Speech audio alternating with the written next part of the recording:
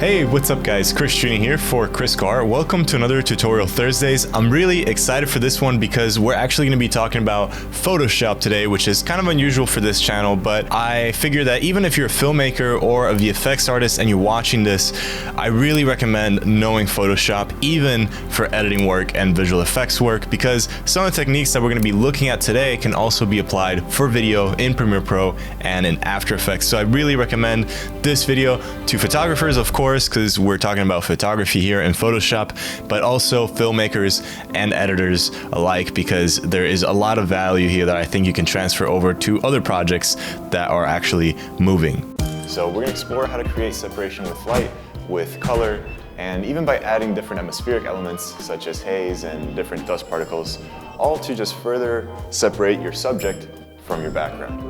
So what are we talking about exactly today? Well, we're talking about how we can relight scenes and highlight lighting in your scene or in your composition to really make your subject stand out, to create separation, to overall just shape the subject a little bit more. And we're doing this in a few ways. So we're going to be using some soft light layers where we're painting in some light to sort of fake some edge light or some backlight sort of hitting our subject to again add dimension. And then we're also seeing how we can add overlays over different layers and different elements to sort of shape light and give it a direction and a certain feel to it that really enhances the overall emotion of this shot. So as you're seeing on screen, you're seeing the before and after right now. And this was actually a rough one because I didn't have the original raw file. So this is all off of a JPEG. But yeah, aside from that, all of the elements that you're going to be seeing in this video, in this tutorial, are all from the Vintage Light Effects pack. It's the brand new pack that I just released.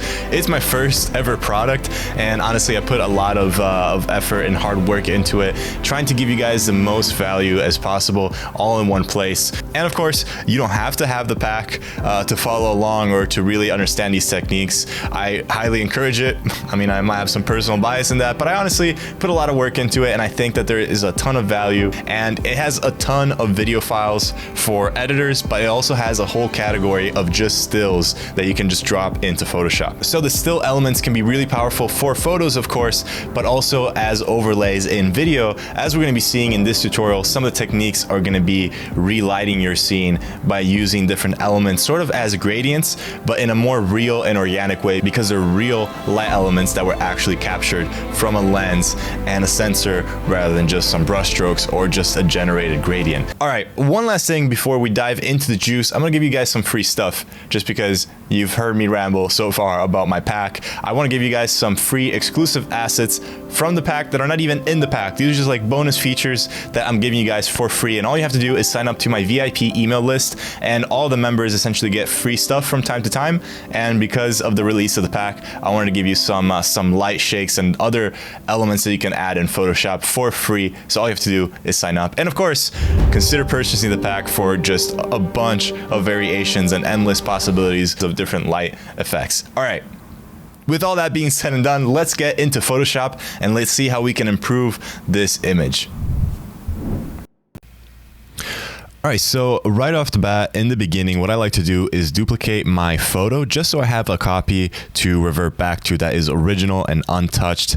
And from there, I just feel a lot better about making changes. Now, the next thing that I'm going to do is I'm going to add a levels effect. And one of the things that I like to do at first with levels is to find the overall vibe of my image, of my composition. So at this point, I'm just searching, and what I'm starting to realize is that I really want to kind of highlight the background a little bit more, make it stand out so that the silhouette of our subject stands out even more, because it's darker tones. So to do that, what I'm gonna have to do is I'm actually gonna have to isolate my subject. So I've applied the levels instance to my third copy now of my original plate, and I'm creating a matte for this so I can paint out exactly what I want in the subject.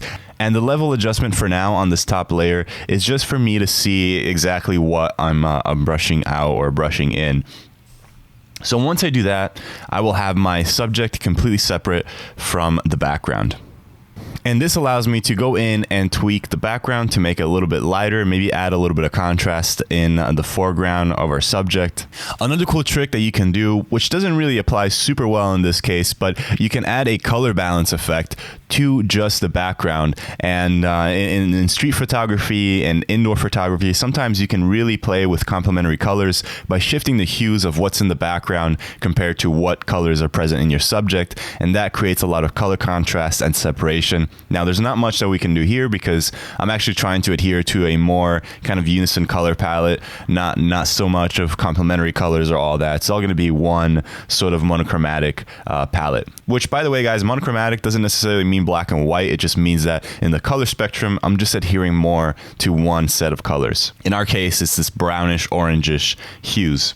Now, something else real quick before we jump into the overlays that I like to do is I'm not a fan of the green that nature has, the very vibrant green that you see in grass. I tend to always mute that or shift it a little bit towards more like fall or spring colors, maybe a little bit more orange, a little bit more dead looking plants. So here I'm just brushing in a brightness and contrast effect just to make the edges a little bit darker and to give a little bit more volume to these foreground elements in our scene. But to change the hue and the color of the plants, you can just use a hue and saturation effect. And just shift the hues a little bit to the left, and usually that turns the green into orange and red and very quickly into violet, so you have to be very subtle about it. But if you just nudge it a little bit, you can shift that brighter and more saturated green that you often find in grass and trees that to me just doesn't feel as appealing. One thing that I like to do, again, to create a little bit more separation is to brush in a few details of some of the edges of our subject that are on the opposite side facing the sun. So this way we can introduce a little bit more dimension since our character is mostly silhouetted, but we still want to show a little bit of detail and adding some edge lighting from the other side. So not just where the main harsh source of light from the sun is coming from, but actually complementing that side with maybe an orange and softer light. I think it can really bring out the image even more. So to do this, what we're going to do is we're going to create a new layer. And from here, we're just going to pick a brush that's pretty small and soft. And we're just going to start to brush in some details in her hair and anything that is on that side of our subject. And that really makes it stand out even more. And this is just simply an orange brush that I am setting to different sizes. And even just with my trackpad right on my laptop, I'm creating these different shapes of imagining what kind of hair strands would be in that side of her head, going back to the shape of her body and kind of contouring that back side. Since the front side of her is lit by the sun, it's creating this really nice harsh lighting that edges her really nicely. But I also would like this on the other side of our subject to really give us shape, and that's what I'm doing with this brush. Once I complete that, I just set a quick blur effect onto them. I make multiple copies if needed, and then all of these layers are set to soft light, and this blends it in to our subject very nicely.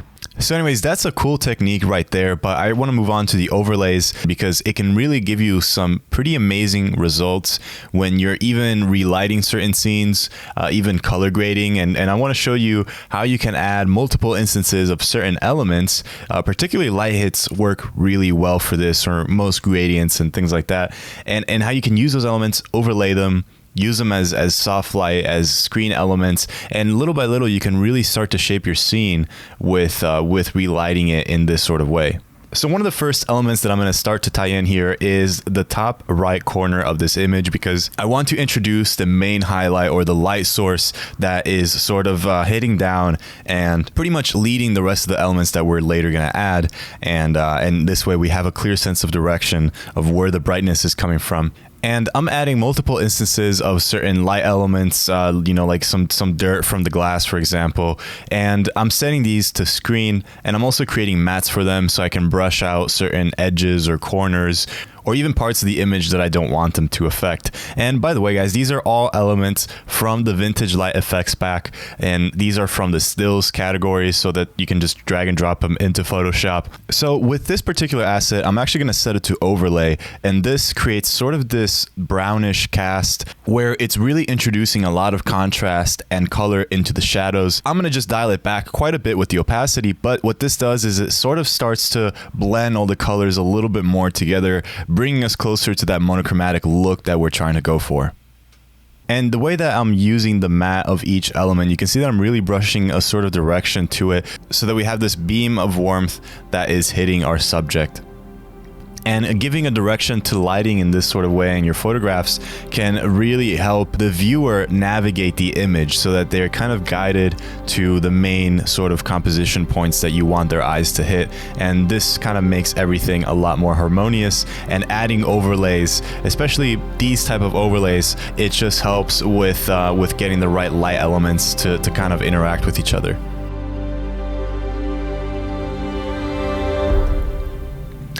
Alright guys, I hope you enjoyed this video. A ton of information. I hope it will help you make your images better, shape up some compositions in Photoshop, and really bring out the lighting or bring some lighting ideas that you might have even after the fact of taking a photo, which is kind of the most insane thing. Of course, here we leveraged really what was in the scene already, such as this really hard edge, and we kind of added that to the other side as well with some brush strokes, as well as adding an overall kind of ray of warmth to this shot by using overlays. Check out the pack. Again, I think you'll find it very, very useful. It's full of options for different VFX, different shots, different flares and light hits that you can use to really enhance your cinematography and the overall vibe of certain shots.